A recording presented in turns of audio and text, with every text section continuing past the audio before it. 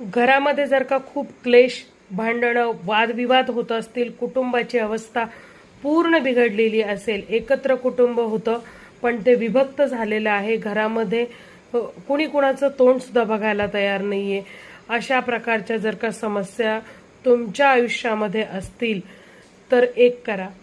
हिरव्या भाज्या म्हणजे पालक, शेपू, मेथी, आंबाडी, आंबट चुका, अशा प्रकारच्या ज्या हिरव्या भाज्या आहेत, या हिरव्या भाज्यांचं दान हे गणपती मंदिरामध्ये 7 बुधवार लगातार करायचं आहे.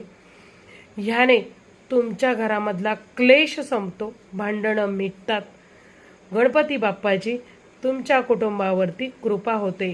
तुमच्या कुटुंबावर आलेलं विघ्न, संकट हे बाप्पा काढून टाकतात, कारण की ते विघ्नहर्ता सुद्धा आहेत. संकट हरणा